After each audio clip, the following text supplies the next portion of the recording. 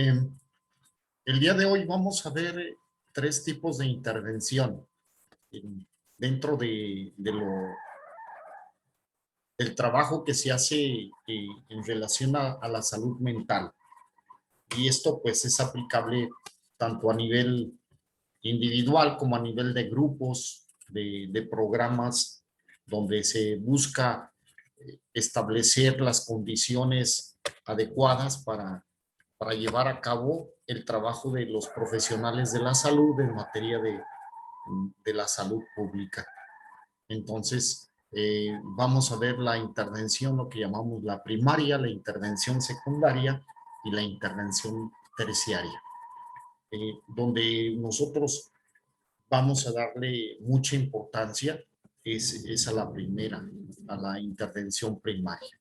Pero vamos a partir a ver cómo está esta situación siendo atendida en materia de salud mental, cómo está siendo atendida, ¿no?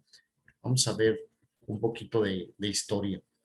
Dentro del concepto de salud en la Organización Mundial de la Salud desde el 46, se ha estado buscando que la salud es un estado completo, de completo bienestar físico, mental y social, y no solamente la ausencia de enfermedad.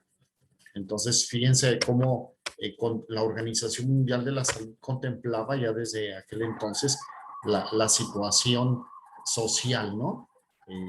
Como algo muy importante.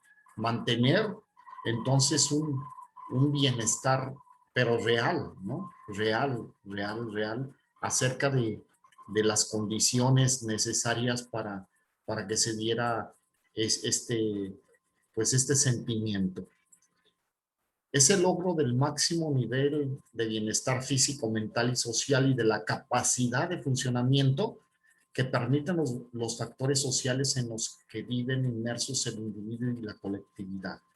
Entonces, se añade a esto la capacidad del funcionamiento de todos aquellos factores que en un momento dado intervienen para que funcione este bienestar. Y entonces dentro de estos factores tenemos factores que son propios de la comunidad y hay factores externos a la comunidad. Aquellos factores propios de la comunidad, ¿cuáles pudieran ser, Alma? Aquellos factores que le pertenecen a la comunidad. Ellos son los responsables. ¿Cuáles? Dime. A ver. Yo me digo. ¿Te los repito?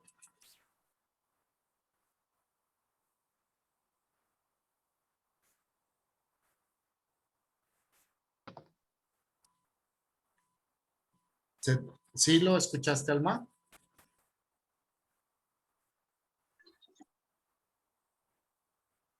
Se te entrecorta. A ver, Esme, ¿sí escuchaste la pregunta?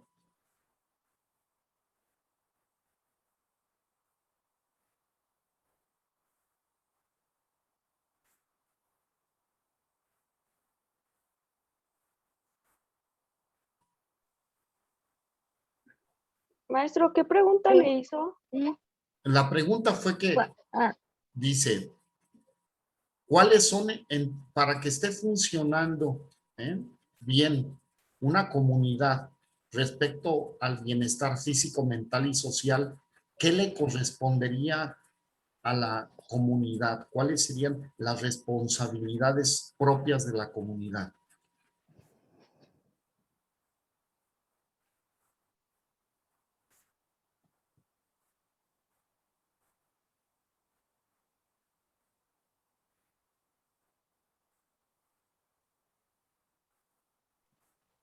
Podría ser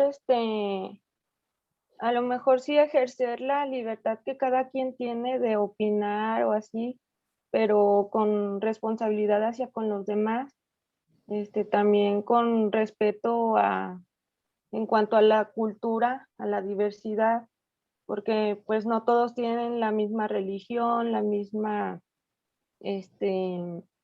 preferencia sexual u otras cosas. Entonces, como que participar en conjunto con todos, buscando un bien común, pero también respetando la diversidad.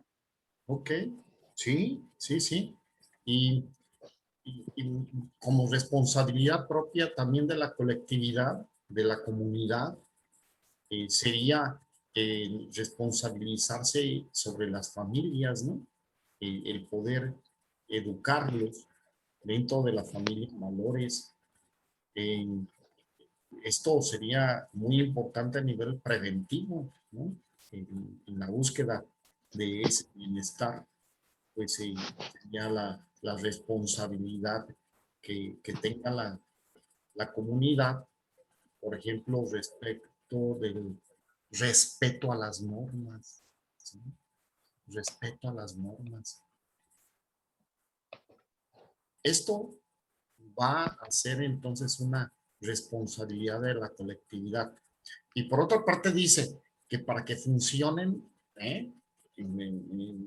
bien esto, en la búsqueda del bienestar físico, mental y social, pues entonces también sería la intervención institucional. Y en este caso, ¿qué instituciones serían responsables de que funcionara bien la comunidad en relación a su bienestar físico, mental y social?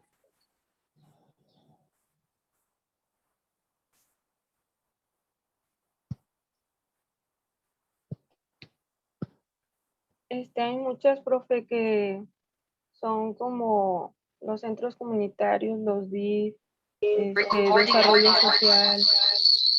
Ay, se escucha. ¿Sí?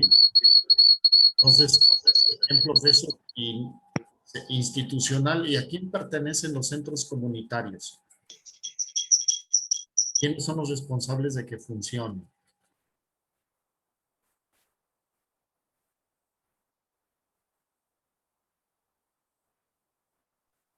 No estoy segura si es con municipio o ya es a nivel federal. Ok, entonces tenemos aquí la participación institucional de las tres instancias, municipal, estatal y federal. ¿Sí? Ejemplos de instituciones a nivel local, ¿sí? Podemos poner al DIF, podemos poner a la Dirección de Prevención del Delito, podemos poner instituciones también como la policía, porque recuerden, se dice seguridad pública y es en materia preventiva, ¿no? Entonces, la responsabilidad de los policías también en vigilar estas cuestiones en la prevención.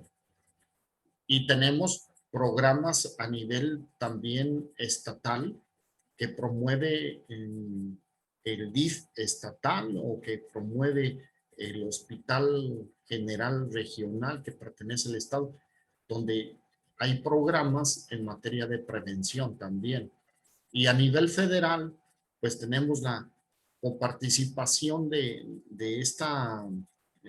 del gobierno federal en materia de prevención del delito. Entonces hay financiamientos que vienen desde la parte federal para que se implementen programas en prevención del delito. Tenemos centros también de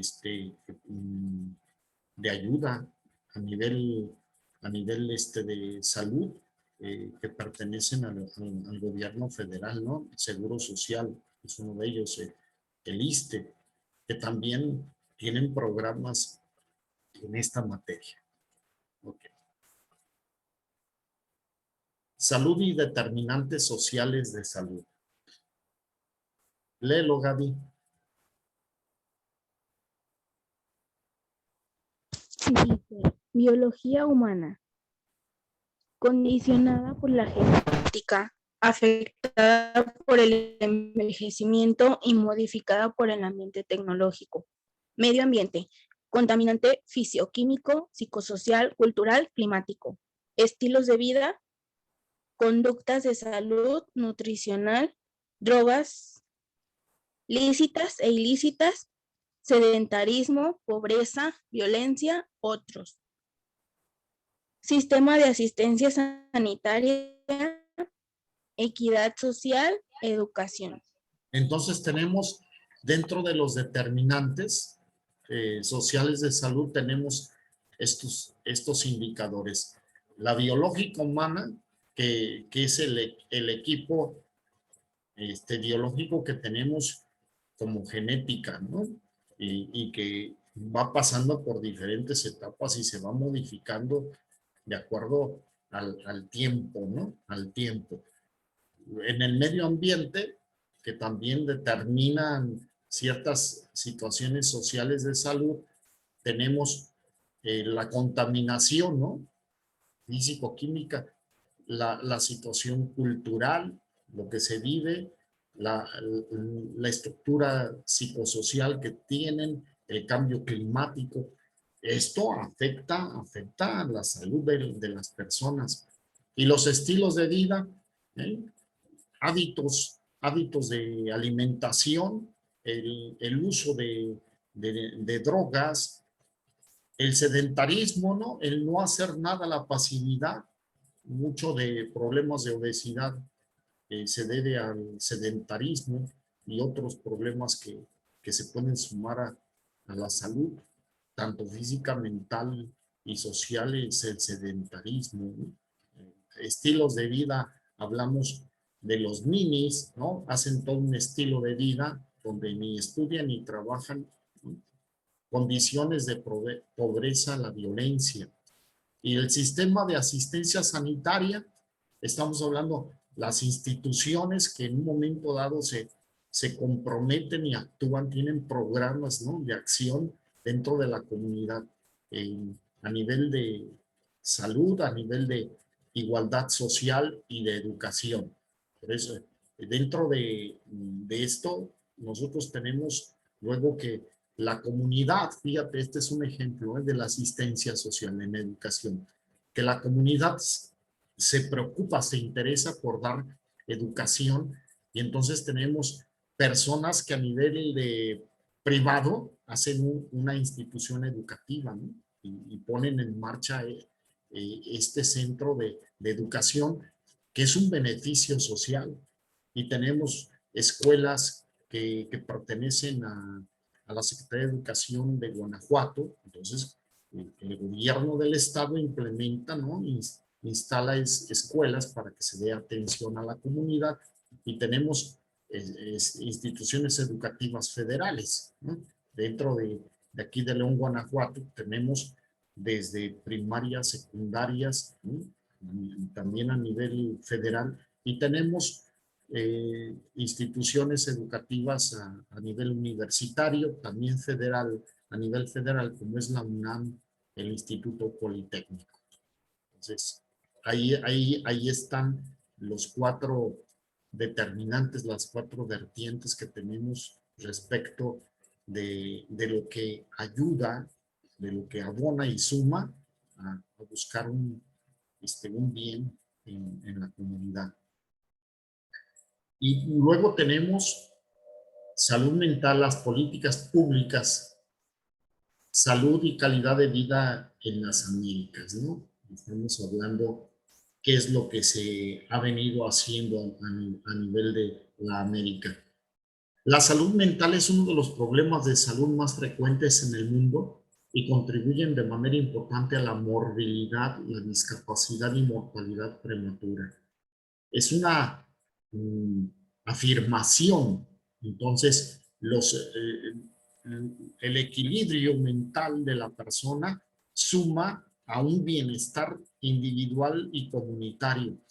En cambio, cuando se da las condiciones de enfermedad, ¿sí? Entonces, ¿a dónde se lleva esa situación a la persona? ¿Qué condiciones de vida?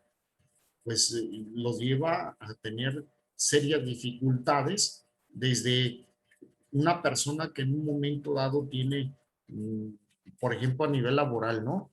Faltas a su trabajo, ¿por qué? Le dio la migraña, ¿no? Le dio la migraña. Entonces, y después de esto tenemos que comenzamos con incapacidades, ¿no? Para que la persona falte a su trabajo porque no tiene las condiciones para asistir. Su rendimiento laboral se va a ver afectado. Y esto es una realidad, ¿no? Es una realidad. Entre las condiciones físicas que se tienen, muchas de estas condiciones físicas vienen originarios por situaciones emocionales. Entonces tenemos las enfermedades psicosomáticas. Carlos, ¿qué enfermedades psicosomáticas conoces tú?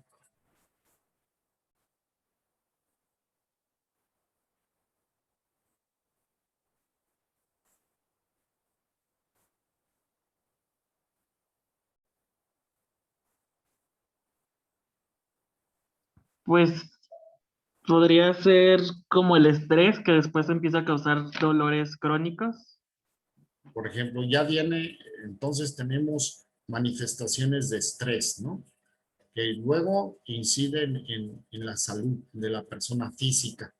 ¿Y cuáles serían esas enfermedades?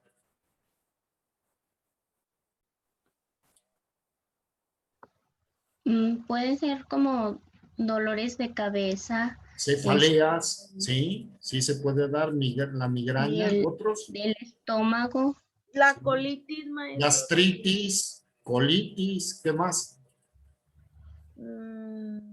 Las alergias, las lumbargias. El riñón. Entonces, se va a ver atacado el cuerpo de la persona a través de ese estrés, como bien dice Carlos. Se va toda esa energía y se cambia una situación emocional y se cambia por una situación física.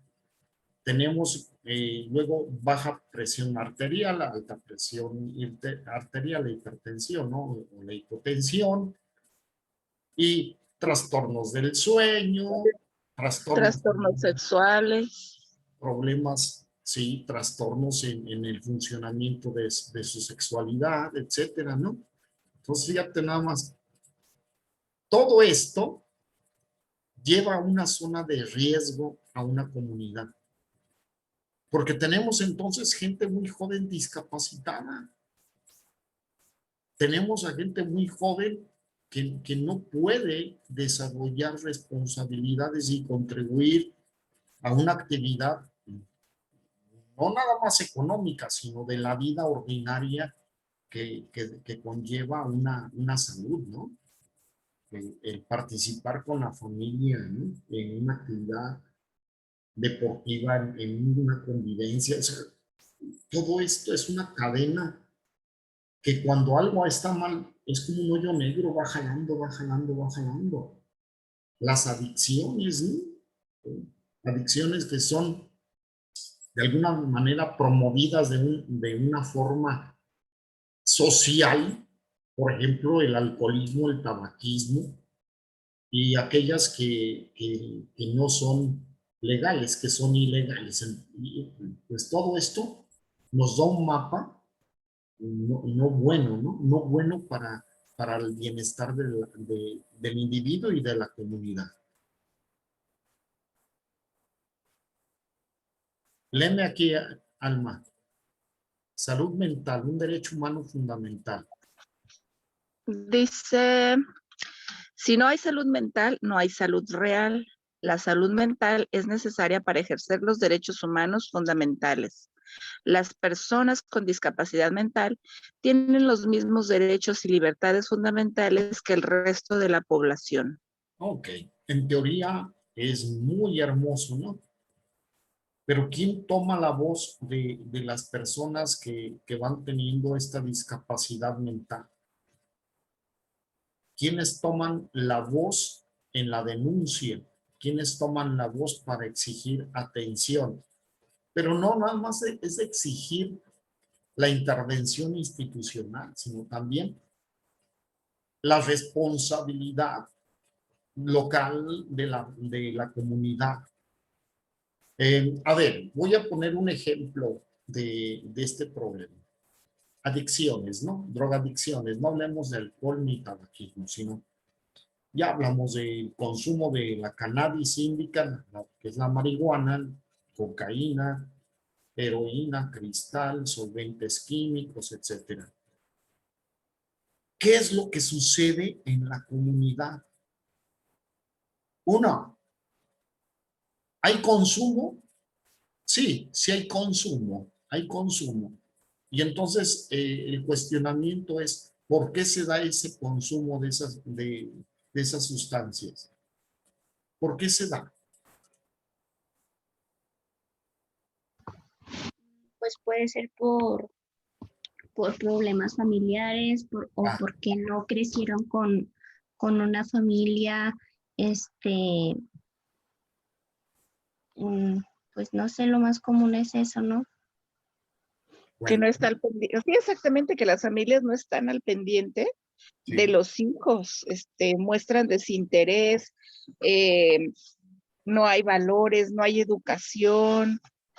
Pues son papás que realmente no les importan los hijos. Los dejan que anden en la calle hasta altas horas de la noche y sin problema.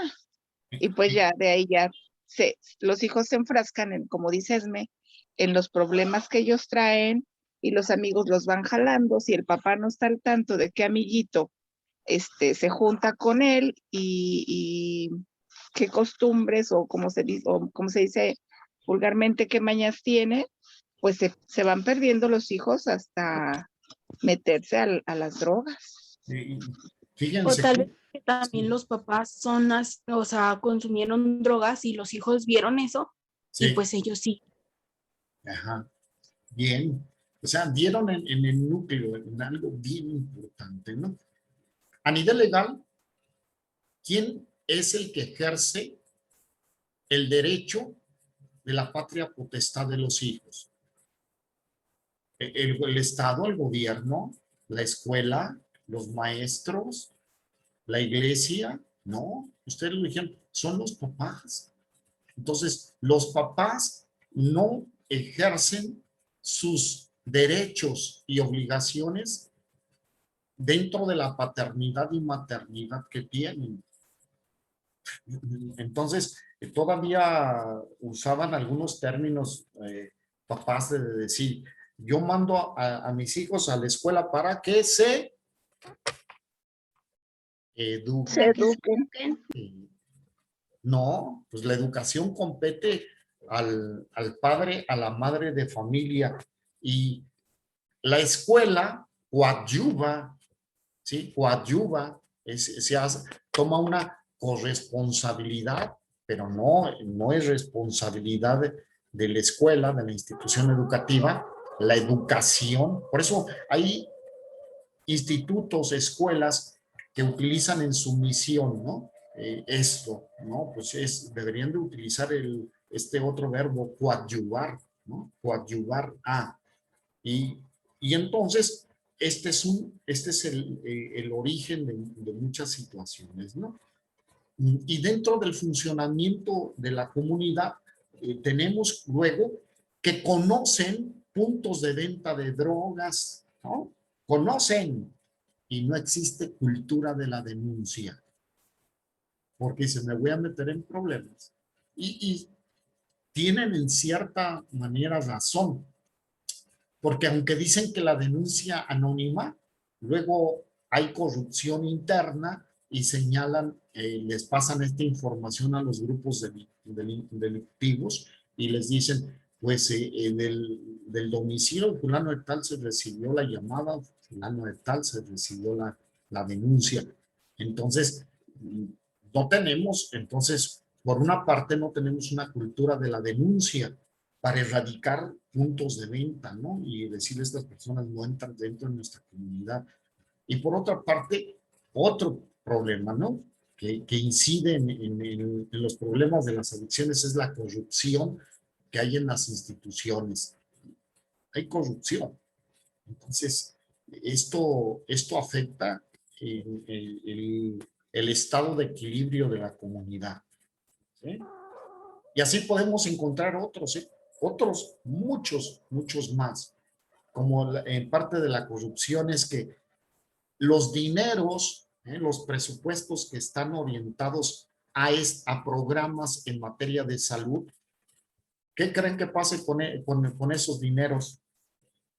Porque llegan esos dineros, esos presupuestos, son solicitados por parte del gobierno municipal o estatal, llegan esos dineros de la federación y luego, ¿qué pasa con esos dineros? Con el presupuesto. Se lo van transeando, maestro. Sí, así es. Hay inventos de que se están haciendo programas, de que están implementando acciones y no es cierto. Están desviando recursos. Dicen que hay programas, por ejemplo, en materia de capacitación para el trabajo. Dicen que tienen tantos talleres funcionando y van recabando firmas para poner las actas, ¿sí? Las actas ahí donde aparecen que estas personas, ¿sí?, que firmaron, recibieron ese beneficio y nada de eso. Y es una situación muy, muy grave, muy grave, porque se van desviando esos recursos y van beneficiándose solamente los que están metidos ahí en la política, ¿no? En la podredumbre de la política, no de la política real, ¿sí? De la verdad, sino de la mentira.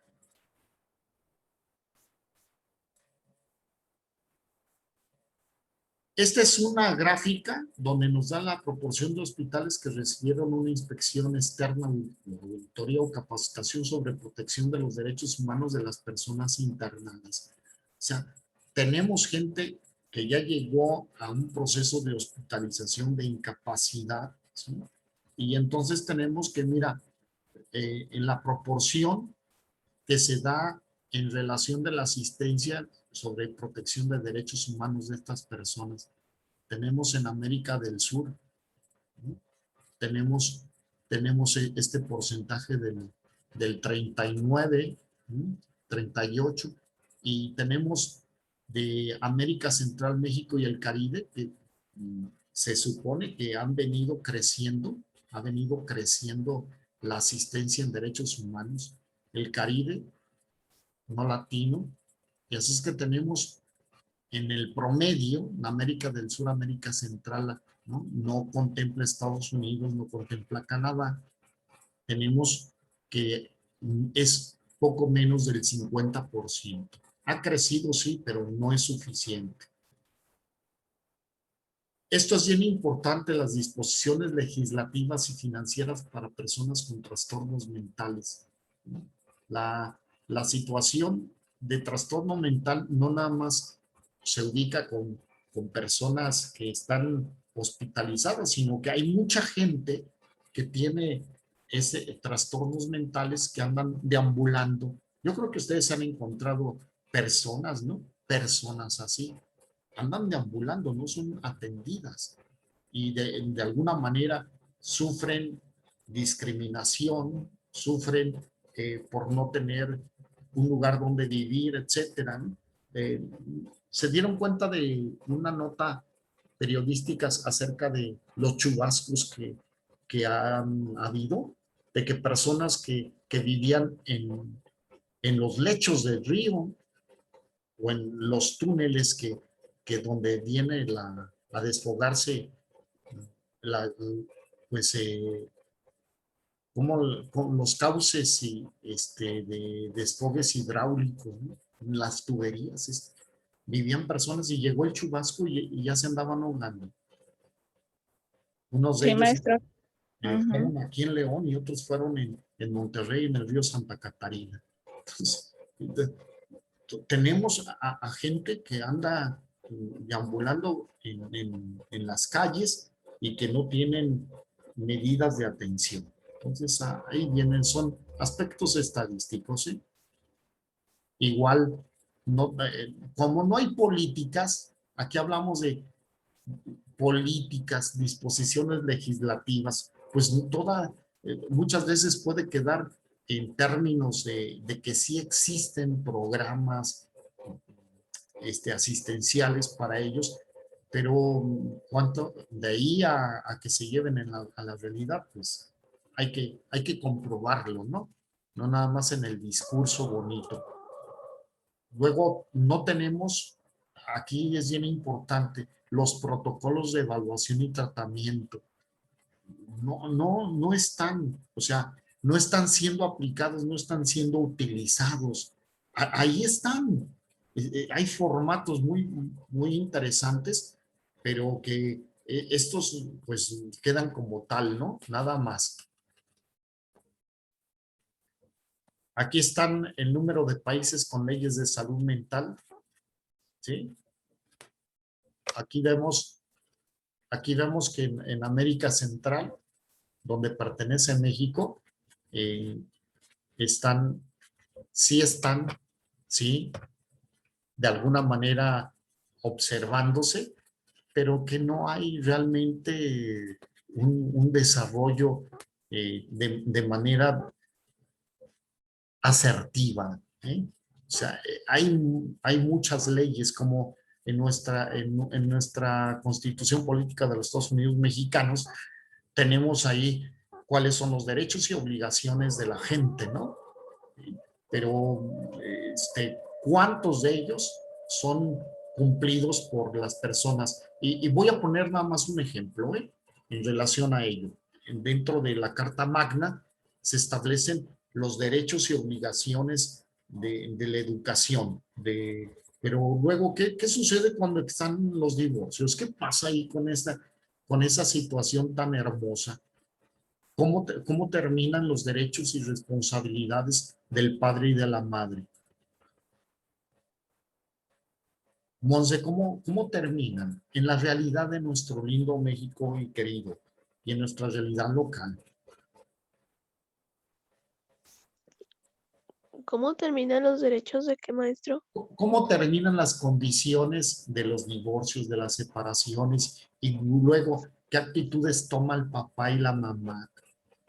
Ah, ya, pues por lo general, pues siempre se llevan a los hijos, o sea, entre las patas, como dicen, Sí. porque pues no diferencian que pues el problema en realidad es de pareja, o sea, los hijos no tienen nada que ver, los hijos siempre van a ser sus papás, entonces, pues bien o mal, pues yo creo que nos queda como pues aceptar como papás que pues es independiente, ¿no? El vínculo, pues puede que haya diferencias que hubo entre parejas, pues se separan ya cada quien por su lado, pero, pero pues sí, no hablarles mal a los hijos tanto de uno como de otro, porque pues ellos van a ir creciendo con, pues a lo mejor con eso, ¿no? O sea, se van a quedar con eso y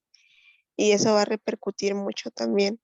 Entonces yo en lo personal, pues siempre he creído que es mejor que los niños en este caso, pues se vayan dando cuenta por sí mismos cómo es cada uno de sus papás y pues ya ellos sabrán si quieren seguir teniendo convivencia con ellos o no, no sé. Sí, hablaste en esto último como psicóloga, en la orientación tenemos que hacer énfasis en esto.